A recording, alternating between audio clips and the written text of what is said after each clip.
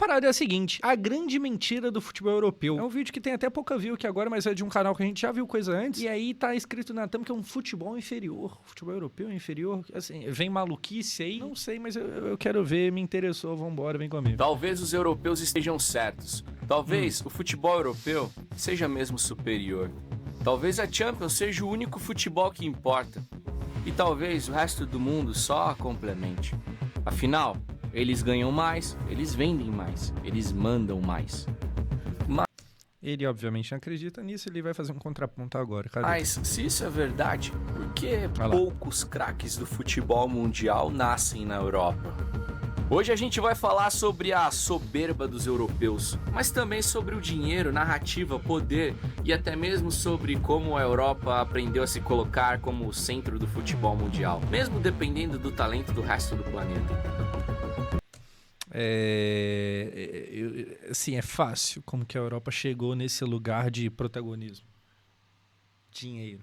Muito dinheiro. Tipo assim, mano, se você me der dinheiro praticamente infinito, eu transformo a Liga Brasileira de Basquete em algo mais pica do que a NBA, mas eu vou ter que ter mais dinheiro do que eles. A dificuldade é só o dinheiro. Só o dinheiro, tá ligado? Bem-vindos ao Fute Web Docs. Eu sou o Vitor Sique, paizão em CLT, produzindo tudo isso daqui sozinho nas horas vagas. Pera, como é que é? Fute Web Docs. Eu sou o Vitor Sique, paizão em CLT, produzindo... Eu sou Vitor Sique, paizão em CLT? Bem-vindos ao Fute Web Docs. Eu sou o Vitor Sique, paizão em CLT, produzindo tudo isso daqui. Eu não sei se eu entendi, mas eu vou até dar um like aqui. O mano tá na CLT, se é isso mesmo. E ainda tá produzindo conteúdo, meu Deus do céu. Esse tá ralando, vambora. E sozinho nas horas vagas. É isso mesmo, nas horas vagas. Se inscreva no canal. Fortalece comigo. É paizão e CLT? Nossa, aí mesmo. Nossa, esse mano tá ralando. Se inscrevam lá. Deixa o seu like, o hype e se inscreva no canal. Sem mais delongas, bora pro vídeo. Antes de discutir se a Europa é superior ou não, a gente precisa responder uma pergunta mais simples. Quando foi que ela começou a se achar superior? 80 para 90? Porque isso não é histórico, é recente. Durante grande parte da história do futebol...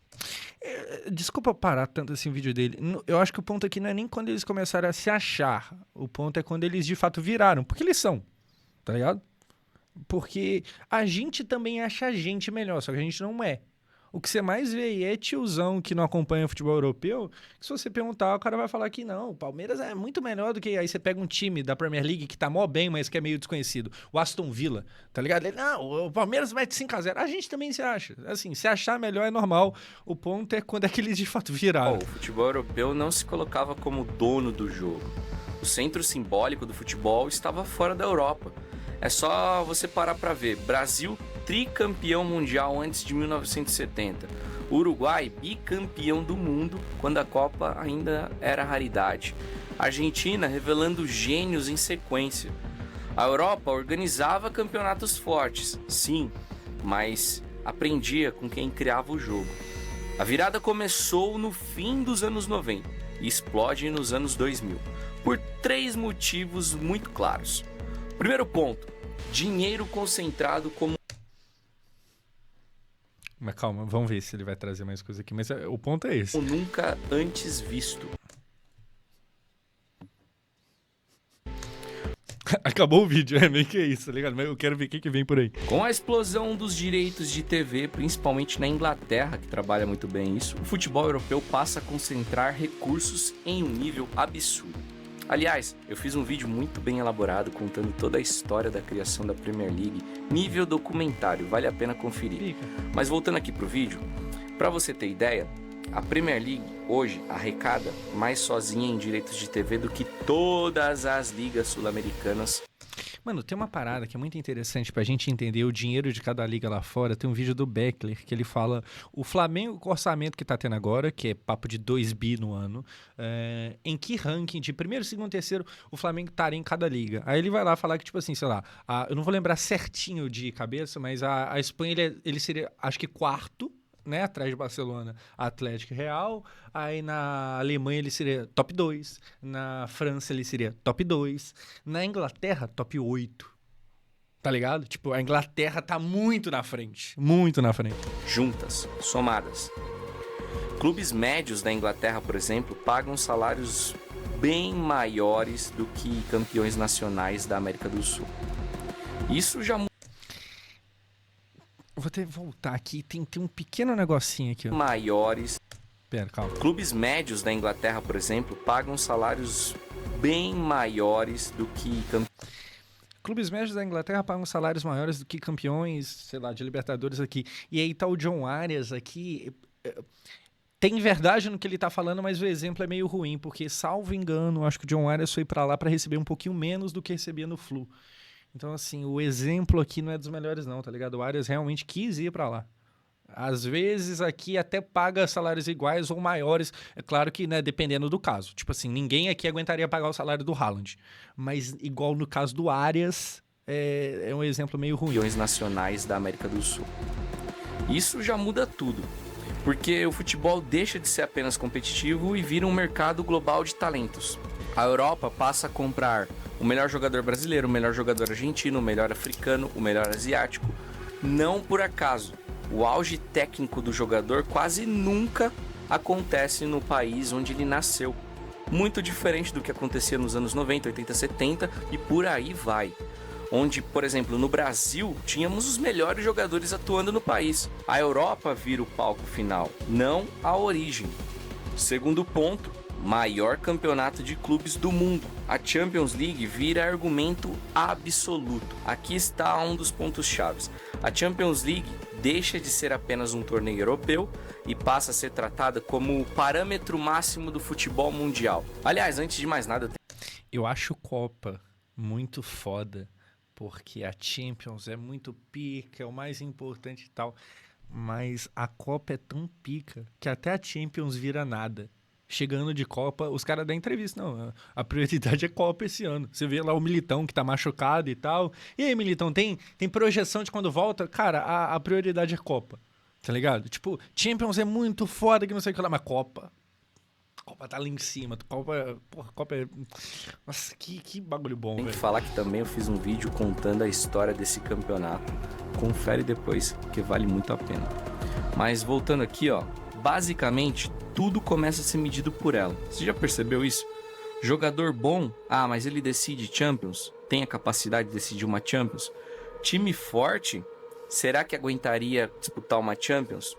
Seleção respeitável, mas essa seleção tem jogadores decisivos que atuaram na Champions? Mas existe um detalhe que quase ninguém fala, meu amigo. A Champions é forte porque concentra o melhor do mundo. Não porque o mundo nasceu lá. Ela virou na prática uma Copa do Mundo de clubes. A Inglaterra, que é o principal campeonato de Liga Nacional no mundo, nunca teve um inglês como técnico campeão. Vambora. É isso. Porra, não tem nada mais bizarro do que isso. Tem nada mais bizarro do que isso. Nunca um de fato inglês ganhou o campeonato da Inglaterra. Tipo assim, os caras só têm dinheiro pra comprar o que tem de melhor por aí. É isso aí. Jogada sempre no mesmo continente e sem o restante do mundo. E quando você controla o maior palco, você controla, obviamente, a narrativa. Terceiro ponto. Resultados recentes viram sinônimos de superioridade. A partir de 2006, a Europa emplaca a maior sequência de títulos da Copa do Mundo. São 4 títulos em sequência e isso reforça o discurso. Eles ganharam em 2006 com a Itália, 2010 com a Espanha, 2014 com a Alemanha e 2018. É uma competição meio injusta, né? É que o Brasil, tipo, quem vai ganhar mais Copa? A Europa ou o resto do mundo? E na verdade o resto do mundo é a gente. É só aqui, porque a Ásia e a África não vai ganhar nada. É uma competição meio injusta porque aqui tem basicamente 2 seleções. É o Brasil carregando geral, a Argentina ajudando hora ou outra, e aí tem o Uruguai. Uma vez a cada meteoro tem um Uruguai. A Colômbia para tentar alguma coisa. Então, tipo assim, lá tem uma porrada de seleção, tem umas 4, 5 interessantes. A gente é nós, a Argentina e boa que boa. Com a França, mas pouca gente para analisar o contexto. A Europa tem mais de 50 seleções afiliadas à FIFA. Atualmente, no novo formato de Mundial, são 16 vagas diretas para a Copa. Ou seja, das 48 seleções que disputam a Copa do Mundo, pouco mais de 33% são europeias. A América do Sul, por sua vez, tem apenas 10 seleções afiliadas à FIFA e direito a 6 vagas. Mesmo assim, olha só, Brasil, Argentina e Uruguai segue entre os maiores campeões da história. Que nós é pica. E é isso aí mesmo, vambora. Olha esse dado. Se você somar os títulos da América do Sul, a gente vai ter um total de 10 títulos da Copa do Mundo contra 12 da Europa. Ou seja, é bem nivelado, mesmo com essa disparidade no que se diz respeito às seleções. A margem de erro sul-americana é muito menor. Uma geração ruim pesa muito mais aqui do que lá. Basta você pegar o exemplo do Chile, por exemplo, talvez uma das piores gerações aí dos últimos anos, e a Itália, com uma geração bem fraca também, porém ainda com... Eu lembro do Pedrinho, presidente do Vasco, quando contratou o... como é que chama? Jean Davi, baixinho. Chegou e tal, ninguém conhecia, começou a jogar meio mal, o pessoal começou a reclamar. Aí teve uma coletiva que o Pedrinho falou: gente, calma, como assim que ele é ruim? Veja bem, o argumento dele, veja bem, ele é jogador da seleção chilena. Olha aí, e tipo, o Chile na maior desgraça que já existiu, tá ligado? Chances de se classificar para o Mundial. Basicamente o que a gente falou aqui é que a Europa ganha mais em volume, mas não necessariamente em domínio absoluto. Mas quando a gente vai ver o discurso, ele ignora tudo isso. A soma desses 3 pontos gera um nascimento do futebol moderno, romantizado como futebol moderno, né? É nesse ambiente que surge o rótulo mais perigoso de todos: futebol moderno europeu. Organização vira virtude moral, intensidade vira superioridade técnica, e tudo que foge disso passa a ser tratado como atraso.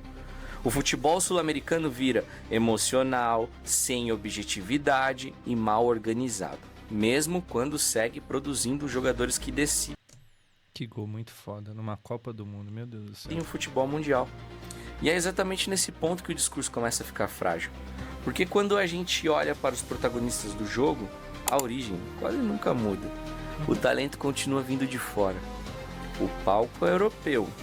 E a partir daqui, a pergunta deixa de ser provocação e vira uma espécie de investigação. A Europa é realmente superior ou apenas concentrou dinheiro, estrutura e visibilidade suficiente para aparecer? Será? Será que é só uma questão financeira? É isso que a gente vai destrinchar agora, ó. Vamos lá.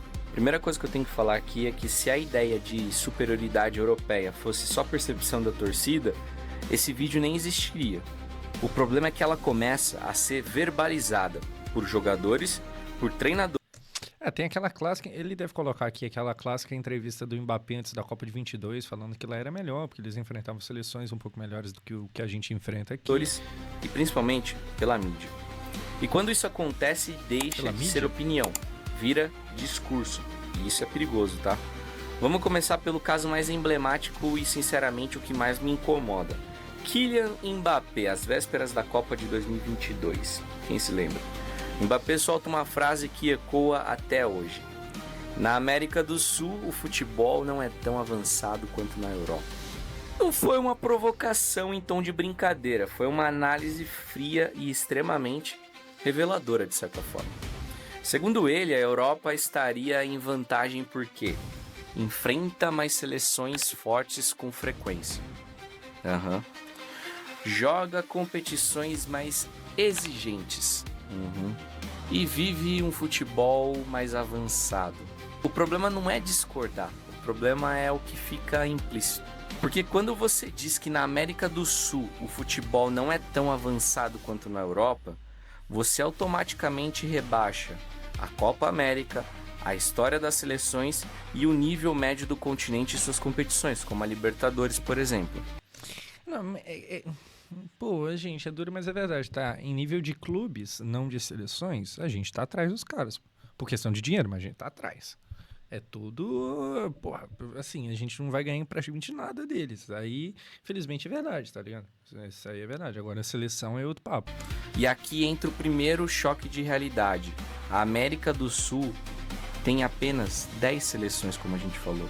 E mesmo assim, Brasil, Argentina e Uruguai, como já foi dito, somam 10 Copas do Mundo. Todos os países, com exceção do Equador... tipo assim, a prova maior de que o futebol de clubes nosso é fraco é que o que tem de melhor nosso não tá jogando os nossos campeonatos de clubes, né? Porra, o Vini não tá destruindo na Libertadores, ele tá ganhando Champions, então complicado. Já chegaram no mínimo a finais ou semifinais continentais duríssimas. Bem nivelado, correto? A Libertadores é um campeonato duríssimo e muito disputado. Prova disso é o que vimos em 2025 no primeiro Mundial de Clubes, onde tivemos boas vitórias de equipes sul-americanas sobre times que são considerados o primeiro escalão da Champions League. Quem se lembra?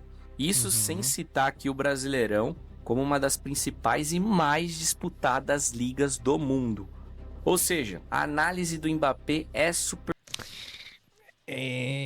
Vamos lá, hora da verdade de novo. Eu vou dar uma leve discordada aqui, tipo, o Super Mundial é muito legal, mas claramente os caras estavam em ritmo de férias. E a gente viu, assim, o Bayern de Munique, quando pega o Flamengo, levando o bagulho um pouquinho mais a sério, desandou a maionese. Sabe, é meio foda. Igual quando a campanha do Fluminense é muito foda, porque vai muito mais longe do que qualquer um imaginaria e tal. Mas, cara, é aquele jogo que você joga tentando achar uma bola pra vencer e tal. Você vence, muito pica. Tem o gol do Hércules depois ainda pra terminar ainda melhor. Mas é diferente. Tipo assim, os caras estão jogando a Taça Guanabara enquanto a gente tá jogando a final da Libertadores. É foda, tá ligado? Superficial, distante e embasada em poder econômico.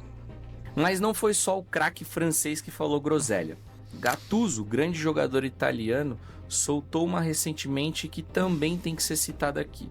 Gattuso, que atualmente é técnico da Itália, disse não achar justo a distribuição de vagas da Copa para a América do Sul e Europa. Em seu entendimento, a América do Sul é privilegiada enquanto a Europa é prejudicada. A América do Sul, como já falamos aqui mais do que uma vez, tem 10 taças, enquanto a toda poderosa Europa tem 12 e 33%. O mano tá até falando aqui no chat, pô, mas a Inter, o Fluminense elimina a Inter, vice-campeão da Champions. E o Botafogo ganha do campeão, entendeu? Isso é, assim, é o tipo de vitória pra ficar feliz, pro torcedor comemorar e tal. Mas como eu falei, assim, o PSG no ritmo de jogar a Taça Guanabara, que é aquele campeonatinho no começo do ano, campeonato carioca, que você joga marromeno e tal. As 3 primeiras rodadas você manda seu time lá pra Orlando, aí fica aqui a base jogando, sabe? Os caras estavam nesse ritmozinho aí e tal. Tem mérito. Gente, tem todo vídeo lá na época comentando que, acho que na casa dos 50 ou 60 minutos, o Luiz Henrique tira a cavalaria do banco, ele traz os titulares e tal. Mas assim, é uma pegada diferente, tá ligado? Os caras não tava a vera. Os caras não faziam gol e, nossa! Os caras faziam gol e era tipo assim, tamo junto. Vamos lá, é isso aí mesmo. Das vagas pra Copa. Uma declaração que dá a percepção de que se trata de uma grande injustiça com a Europa. Igual, até lá na Inglaterra, o Chelsea comemora muito o título, por falar que é o primeiro campeão, tipo, o primeiro a ser campeão de tudo, porque ganhou a Conference, ganhou o Super Mundial. Então o Chelsea, ele bate no peito, caralho, campeonataço. Os outros times ficam tipo assim, beleza, mas quando é que começa a Premier League? Assim, só pra saber mesmo, quando é que... Pô, a gente via os estádios sem torcida, pô, estádio vazio em muitos casos. É porque o inglês, ele, sei lá, ele tava sem dinheiro pra viajar? Não era, tá ligado? Era só falta de interesse mesmo, tipo... E tudo bem, os caras não ligam, problema deles. A gente comemora mesmo assim, eles não ligam, problema deles, tá ligado? E a querida Itália. Inclusive a seleção que ficou de fora das últimas 2 Copas do Mundo, sendo derrotada para a incrível Macedônia do Norte e para a Suécia. E na sua última participação de Copa, 2014, caiu na fase de grupos. Precisa baixar o valor do ingresso. Tipo assim, os mesmos estádios que ano passado estavam vazios, em muitos casos, em jogos de Super Mundial, na Copa vai estar cheio, porque Copa do Mundo o pessoal se importa. Na Copa vai estar aqui, ó, tal, lotado de gente. Mas tudo bem, a gente precisa falar uma coisa aqui, ó. Todo esse ar de grandeza que gera a soberba europeia tem mãe. Eu tô falando da mídia europeia, o combustível invisível. Aqui mora o problema maior. Estamos falando do eurocentrismo. A imprensa europeia, principalmente a inglesa, espanhola e francesa, construiu um padrão claro, se a gente for reparar. Champions League como ápice absoluto, Copas continentais fora da Europa como secundárias. Copa América constantemente desvalorizada. Libertadores tratada como caótica, violenta e desorganizada. Isso não é coincidência, tá? Quando um europeu vence a Copa do Mundo, confirma a força do futebol europeu. Quando um sul-americano vence, talento individual acima do coletivo. Pô, aí eu não sei. É porque, tipo assim. É porque foi o Messi vencendo, né? Aí eu vou falar baixinho. Não fala baixinho, não. Se ferra, Argentina. O Messi era mais pica do que todo o resto daquela seleção. Você junta todos os outros lá. E olha que tinha gente boa, o Di Maria, por exemplo. Mas assim, o Messi era mais pica do que todo mundo ali. Tudo. Cara, mídia. E aí eu me incluo, tá? Galera que trabalha com internet também é mídia. Funciona tentando atrair clique. Mano, não existe nenhum assunto, quando se trata de seleção argentina, que atraia mais atenção. E aí é culpa da mídia ou o que o público quer consumir? Aí você pode fazer essa pergunta mentalmente aí. Não existe nada que chegue perto do Messi, porra. Então, assim, a gente vai falar do Messi mesmo. E aí foi falado do Scaloni, de como o Scaloni foi, sabe, um cara muito promissor, a defesa do Dibu, a importância de um goleiro que nem é lá dos melhores, mas é porra louca, e isso ajudou em muitos casos e tal. O Di Maria, que é cobra da bola, tá ligado? Um cara que eu acho muito subestimado, porra, jogador pica. Mas, assim, quando você tem o Messi ganhando, aí você tem que falar do Messi, tá? Pô, não tem como. Não tem como. Aí, tipo assim, quando o Real Madrid ganha uma Champions com o Cristiano versus quando o PSG ganha uma Champions com o Dembélé, vai ser dado muito mais holofote ao Cristiano do que ao Dembélé. Porque o Dembélé é meio foda-se. O Cristiano é pica. O quê? O Cristiano ganhou a terceira seguida? Que é isso? Vamos falar do O Cristiano. critério muda, a narrativa muda. E nesse caso os dois são europeus e tal. É porque os caras fazem mais foda e ponto mesmo, tá ligado? Pelo menos é o que eu acho. Muda, o peso simbólico muda. Essas falas e percepções não surgem do nada. Elas nascem de um sistema que coloca a Europa no centro de tudo. Do dinheiro, da mídia, das premiações, do debate. Quem joga lá é validado, quem joga fora precisa provar o dobro. E o mais irônico de tudo, muitos dos jogadores usados como prova de superioridade europeia nem sequer têm origem europeia. Se a Europa fosse realmente superior no futebol, essa superioridade precisaria começar na origem. Mas é aqui que a narrativa começa a falhar. Porque quando a gente para de olhar onde o futebol é jogado e passa a olhar onde o futebol nasce, o mapa muda completamente. Os grandes craques do futebol mundial, os que decidem jogos, copas e champions, raramente são produto do modelo europeu clássico. Pode ver, os caras nascem fora Ele metendo a mão como se fosse pegar, do centro de poder. Crescem longe da elite. São moldados no improviso, na rua, na escassez, no excesso de adversidade. A Europa entra depois. Digamos que ela não é a fábrica. Ela é...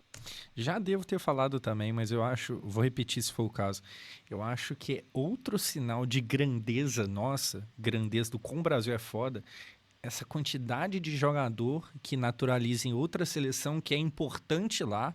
Porra, o Pepe, o Jorginho, igual apareceu. Salvo engano, o Pepe chegou a ser capitão. Tipo assim, é nosso, tá ligado? A gente é tão grande que manda a gente aí pra fora e vambora. E a seleção aqui segue acontecendo. A lista é longa, tá ligado? Tipo, a gente é tão diferente que sai mandando jogador pra tu quanto é canto e é isso aí é mesmo. apenas o acabamento. Repara numa coisa simples. Quando um jogador explode no mundo, a pergunta quase nunca é qual clube europeu o formou, é sempre de onde ele veio, qual país revelou, em que contexto ele cresceu. Brasil, Argentina, África como um todo. O talento nasce nesses ambientes porque ali o futebol não é produto, é sobrevivência cultural. A Europa tente. França, o exemplo que desmonta o discurso. Isso aqui é uma parada que nossa, eu corroboro legal, eu concordo muito. Sabe, eu acho que o cenário caótico de, por exemplo, um país pobre faz o brasileiro tentando virar jogador ter muito mais fome do que todos os outros. Tem um vídeo bem viral do Cristiano falando... O Cristiano tá na beira do campo, vendo o filho dele jogar, ele fala, o moleque é bom e tal, só que eu não sei se ele vai ter fome, se ele vai ter a vontade, tá ligado? Pra gente... O virar jogador não é só tipo assim, vou escolher minha profissão. É tipo, mano, eu vou mudar a vida da minha família. Pô, quando você tá nessa pegada, a sua cabeça é outra. Isso aí é igual. Outra coisa também. A irreverência, por exemplo, brasileira, sabe? A gente tem o Ronaldinho, a gente tem o Neymar, a gente, sabe, tem esses caras do drible e tal, essa irreverência. Tem como você fazer o básico, mas por que não? A bola tá vindo de longe, aí você domina ela de letra. Eita. Tentei fazer aqui, mas a câmera não vai pegar. Você domina ela de letra, igual o Neymar faz e hoje em dia um monte de gente replica. Por que não? Sabe, essa irreverência, essa coisa de quem nunca teve medo de muita coisa, porque já deve ter passado um monte de sufoco na vida. Isso é muito nosso aqui e tal. E não só nosso, mas de lugar normalmente ruim. Europeu. A França, campeã do mundo em 2018, virou um dos maiores símbolos da superioridade europeia moderna. Mas olha com calma para aquele elenco. Grande parte dos protagonistas são filhos de imigrantes africanos, descendentes de ex-colônias, jogadores que carregam herança cultural totalmente externa à Europa tradicional. Que fique claro que isso daqui não é demérito, tá? Pelo contrário. É a prova de que a Europa precisou se abrir. Tipo assim, até porque se a pessoa tá na brisa de a gente é melhor porque a gente é europeu, tipo, eu sou melhor porque eu nasci nessa terra. Amigo, tipo, qual que é o seu ponto? Você é melhor, você é superior porque você nasceu nesse lugar que, pô, pode crer. Você tá meio que falando um papo meio de raça aqui, de superioridade e tal. Você sabe que isso vai caminhar pra um lugar meio esquisito, né? Só pra você saber. Tipo, é um papo... Pô, não tem nem discussão, porra. Não tem discussão quanto a isso. Abrir ao mundo para voltar a vencer. A França não venceu porque representou a essência europeia. Venceu porque absorveu o mundo inteiro dentro de si. Isso também vale para Bélgica, Inglaterra, Holanda em várias gerações. Ou seja, quanto mais multicultural, mais competitiva a seleção europeia se torna. Isso já deveria levantar um alerta. Existe uma confusão proposital no discurso. Quando o jogador chega à Europa, ele aprende posicionamento, entende ritmo, se adapta à intensidade, evolui fisicamente, e aí nasce a narrativa. Aqui ele virou jogador de verdade. Mas isso ignora tudo que veio antes. O jogador europeu médio não aprende drible na mesma proporção, não aprende improviso, não aprende a decidir em ambiente hostil. Essas características vêm prontas, a Europa organiza, não inventa. Por isso a adaptação do sul-americano ao africano. De novo, o papo da irreverência que leva ao drible, o Yamal, que é alguém que joga de uma forma... Sabe, ele gosta dessa provocação, desse drible, ele é fã de quem? Do Neymar. Isso, mano, pra mim é muito autoexplicável, tá ligado? Igual, o Kaká, que foi um puta jogador, ganhou bola de ouro e tal, mas que sempre foi o cara mais certinho. O Kaká foi um puta jogador, mas tem muita coisa, esse drible desnecessário, mas que torna a coisa muito legal, que o Kaká não vai fazer, porque eu acho que tem um quê de personalidade na coisa, sabe? Costuma... E tipo assim, não é nem que é melhor ou pior, só é diferente. Sacou? É normal que uns caras que dentro de campo pareçam o Neymar, fora de campo eles vão ter um histórico mais de polêmica, normalmente de problemada na noite. Normalmente, quase sempre a regra é essa. Ser rápida. O que ele não tinha era estrutura, não talento. E é curioso porque aqui entra a contradição central, né? Porque a Europa sempre critica o futebol emocional e artístico sul-americano e o futebol físico em excesso africano. Mas depende exatamente desses perfis para vencer. Os times europeus mais dominantes dos últimos anos são justamente os que misturam... Caraca, aqui é um Argentina, Brasil, Uruguai. Disciplina europeia com talento importado. Quando tentam jogar apenas com um modelo puro, ficam sem criatividade externa, sem ruptura, sem improviso. O futebol, naturalmente, empobrece. Então a gente precisa separar as coisas com honestidade aqui, tá?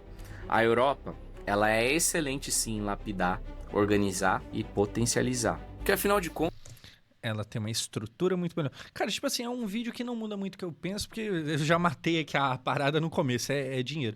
Mas se talvez você chegou aqui, principalmente molecada que ainda tá tentando entender como é que funciona a coisa, se por acaso você realmente acha que, tipo assim, a Champions é melhor porque a Europa é melhor, não, os caras realmente só têm grana e eles são mais organizados.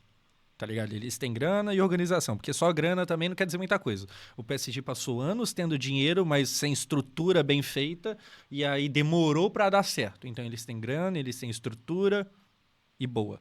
O próprio Real Madrid, pô. O Real Madrid é um time que, claro, é muito rico, mas não tem o dinheiro do PSG em muitos casos, mas mesmo assim é muito mais sucedido, muito melhor sucedido do que o PSG. Então eles têm grana, eles têm estrutura e eles compram o que tem de melhor no mundo. Tá ligado? E muitas das vezes o que tem de melhor sai daqui mesmo. Sacou? Mas, assim, eles são naturalmente melhores. Cara, eles são os donos do palco. Mas fato é que o futebol mundial não começa ali. E se o talento continua nascendo fora, se a seleção... Agora.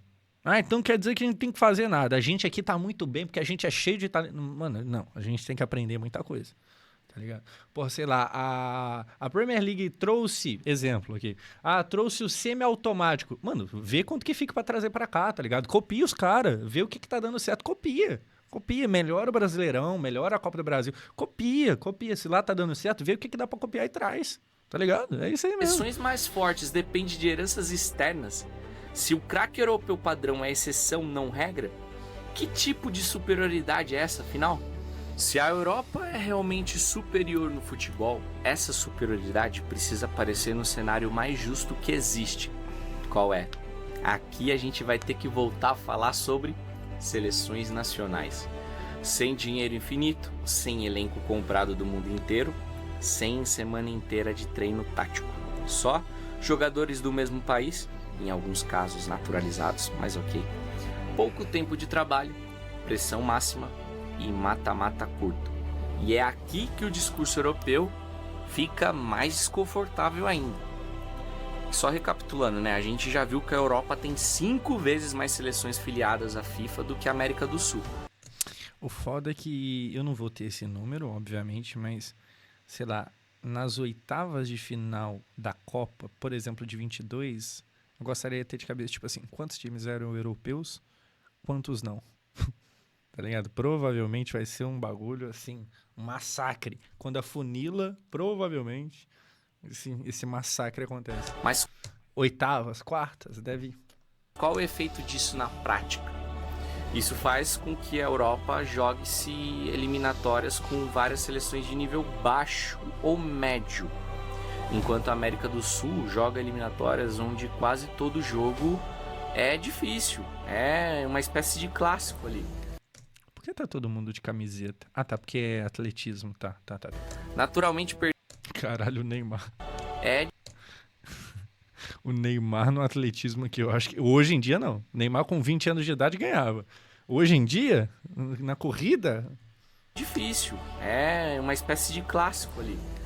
Naturalmente perder ponto na América do Sul não é um tropeço, é normal. Se a gente fosse meter um atletismo, eu trazia o Paulo Henrique e pronto, deu nós. Quer um exemplo? É muito natural a gente ouvir que perder pontos para fraca Bolívia na altitude é normal. Isso que, pra mim, eu julgo a Bolívia como uma das piores seleções que nós temos aqui. E se torna normal perder pontos lá. Agora... Claro, os caras levam o bagulho lá pro... Eu ia falar pro inferno, mas é alto, aí tá mais perto do céu do que do inferno. Os caras... Porra, condição... Não, vem jogar aqui com a gente, pô. O gramado é ruim, não tem oxigênio. Você vai quase ter um infarto dentro de campo, mas, pô, vem com nós aqui, vem cá, ganha de nós. Perder ponto na Europa muitas vezes é acidente raro. É só ver a quantidade de placares elásticos. Isso é bizarro, é 10-0, é 15-0, é 8-0. Mesmo assim, a gente viu e vê que o discurso é invertido. A Europa enfrenta as seleções mais fortes, mas na verdade não enfrenta. Enfrenta mais seleções, ponto. Agora, em relação aos títulos de Copas, a gente já viu também que existe um bom equilíbrio entre os continentes. Mas uma coisa que pouco se fala são sobre as eliminações ou vexames precoces. Se o futebol europeu fosse tão superior assim, algumas eliminações não poderiam ser tratadas como acidentes, e sim vexames. Vamos lembrar rapidamente aqui. Primeiro caso, já até citamos aqui, Itália, fazendo feio na fase de grupo de 2014 e fora das 2 últimas Copas. Segundo caso, a poderosa Alemanha eliminada... Foda que falar de vexame na Copa de 14... Fica meio complicado pra gente que é brasileiro, mas tudo... Na fase de grupos em 2018 e 2022. Mas o ponto dele tá certo. Os caras falham direto e a gente vê como normal. Terceiro caso, Espanha, eliminada, atual campeã do mundo. O ponto tá certíssimo. Esse eliminada precocemente em 2014 e também em tantas outras edições. Quarto. E aqui, eliminada precocemente em 2014. Brasileiro.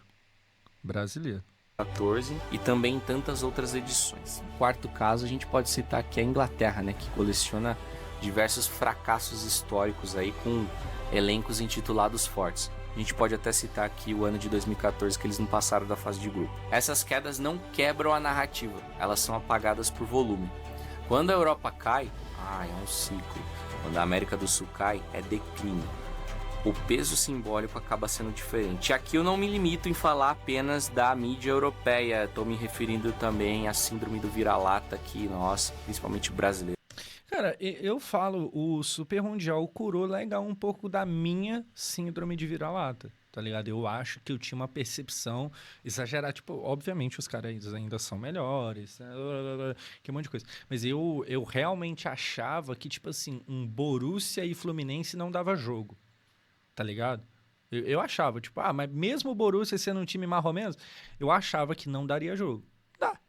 Dá. Hoje eu acredito até que você pega, tipo, é que o Fluminense já não é mais aquela coisa. Se você pega o Flamengo contra o Borussia, melhor de três jogos, vamos ver o que acontece. Se pá, que eu aposto no Flamengo, tá ligado? Agora, Flamengo e Real Madrid, Flamengo e Bayern, Flamengo e City, aí já complica. Os temas. Mas a Europa não é forte? Sim, a Europa é forte. Existem excelentes seleções. A pauta acaba não sendo essa. A pauta é, eles não são intocáveis, não são incontestáveis e definitivamente não são superiores por natureza. Ela vence muito porque tem volume. Falando em ser superior por natureza, aproveitar a deixa aqui de estar aparecendo a Alemanha aqui, tinha um mano que pensava exatamente isso aí, ó. Eu acho que a ideia tá errada por si só, a história prova, né? Uma estrutura e principalmente a história tá aí pra ensinar. Realmente palco, mas quando o futebol volta à sua forma mais crua, 11 contra 11, país contra país, a diferença diminui drasticamente. E isso nos leva ao ponto final do vídeo. Porque se o talento não nasce majoritariamente na Europa, as seleções não dominam de forma absoluta e a narrativa pesa mais do que o campo, então a pergunta final é inevitável. A Europa é superior ou apenas aprendeu a controlar o jogo fora das quatro linhas? Bom, depois... Vou tocar num ponto meio diferente. A Europa evoluiu e a gente travou no tempo. É verdade também. Eu acho que muito do que faz a galera mais... os tiozão, tá ligado? De 60, 70 anos. Achar que nós é muito pique, ainda ganha de qualquer um. E essa seleção agora tá uma bosta. É porque, perto do que eles viram, realmente tá uma bosta. Mas é porque, cara, o futebol, ele globalizou. E com isso... Sabe aquela frase muito clichê de não tem mais bobo no futebol? É verdade, a coisa tá muito mais nivelada. Antigamente, eu imagino que você pegar uma seleção tipo a Noruega... era muito mais fácil do que agora. A coisa lá evoluiu. E a gente aqui ainda tá com o Emerson Leão discutindo se tá na hora ou não de ter técnico gringo na seleção brasileira. Porque a gente é o Brasil, sabe? A gente não aceita que tá ficando pra trás e os caras tá que evolui. Tá que evolui. Então, tipo assim, equilibrou muito mais. Eu imagino que antigamente tinha um desnível muito grande. Eu acho que você ser naturalmente bom, sabe? Jogar bola bem, antigamente te dava mais garantia de vitória num jogo do que hoje.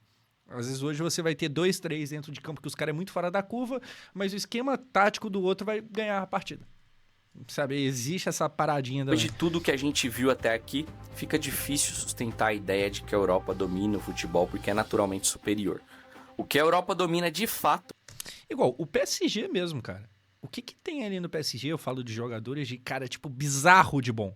Bizarro. Não, isso aqui é... Pô, o Dembélé é bom... legal, o Vitinha fez um baita ano, o Donnarumma foi um baita goleiro, mas assim, você não tem ali, por exemplo, um Cristiano Ronaldo, você não tem um Messi, e é claro que não é todo time campeão de Champions que tem, tá ligado? Mas o Nuno Mendes é uma potência física, por exemplo. O Nuno Mendes, ele é, pelo menos pra mim, não que ele seja igual o Paulo Henrique do Vasco, mas ele é principalmente uma potência física, sacou? Se o Nuno Mendes perde a velocidade dele pela metade, o Nuno Mendes é outro cara completamente nerfado. E que deve ter ficado evidente aqui no vídeo é outra coisa. Ela... É óbvio que tem técnica ali também. Como eu falei, ele não é igual o Paulo Henrique do Vasco que corre. Não. Mas assim, ele é muito potência física. Domina o dinheiro, o palco, a mídia, os critérios de validação. Ela decide onde o futebol de elite acontece. Ela decide quais títulos importam mais. Ela decide quais contextos são tratados como prova definitiva. E quando você controla esses pontos, você não precisa convencer todo mundo. Igual, se você parar pra ver, que é um pouco do último tópico que a gente comentou, eu acho que hoje em dia, por mais que você tenha um cara que é realmente bizarro, não quer garantir muita coisa, porque, sei lá, Portugal tinha o Cristiano e nem por isso ganhou nada. Na verdade, nem passou perto de ganhar a Copa, tá ligado? Se o resto do time não acompanhasse, a média não for boa, se a tática não for... Entendeu? É foda. A narrativa se impõe sozinha. Que fique claro, a Europa não é vilã. Nunca foi essa questão. Ela fez algo que qualquer potência faria. Concentrou recursos, organizou ligas, globalizou seu produto e atraiu o melhor talento disponível do planeta. O problema começa quando essa concentração vira argumento moral. Quando organizar vira sinônimo de... 3 Nuno Mendes não dão um Emerson Royal. Fazendo música, verdade, não dá. É um talento ali natural. De ser o superior.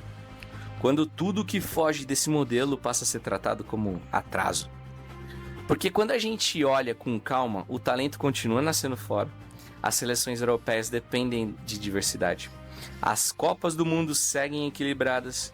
E a história do futebol pode até ter começado lá, mas nunca terminou no mesmo lugar. O que mudou não foi o jogo, foi o microfone. A Europa aprendeu a transformar palco em mérito, dinheiro em argumento e narrativa em verdade absoluta. Eu acho que eu discordo dessa conclusão de que é muito narrativa, sabe? Existe uma narrativa para fazer você acreditar que na Europa é melhor. Eu acho que, de fato é melhor. Assim, igual eu falei, nível clube, nível seleção é outra coisa. Mas assim, de fato é melhor. Por causa do dinheiro, mas de fato é melhor. Não tem muito coludo. E muita gente comprou essa ideia sem perceber. Mas o futebol não é um produto fechado. Nunca foi. Ele é vivo, contraditório e imprevisível. Uma caixinha de surpresas. E sempre que alguém tentou se colocar como dono do jogo, o próprio futebol tratou de desmentir. A Inglaterra, toda vez que chega numa final de qualquer campeonato que seja, Euro e tal, eles falam que o futebol tá voltando para casa. Meu Deus do céu, o futebol ele virou mendigo tem muito tempo, porque ele não volta. Talvez os europeus estejam certos em... Ele tá pra voltar. Ele tá quase. Tá sempre ali, ó. O futebol tá voltando, hein? Tá voltando. Vamos, agora vai. Não, e nunca, tá ligado? Uma coisa. Eles são hoje o centro do futebol mundial. Mas centro não é origem, centro não é propriedade e muito menos sinônimo de superioridade eterna. Porque enquanto o futebol continuar sendo decidido por pessoas 11 contra 11 e não por estruturas, o jogo vai continuar escapando do controle de quem tenta dominá-lo. Cara, e assim, só pra concluir aqui, a gente pode passar aqui os 20 minutos desse vídeo discutindo se a Europa é ou não o vilão do mundo no futebol hoje, e a gente acaba esquecendo de combater o maior demônio, que é o Flamengo. Brincadeira.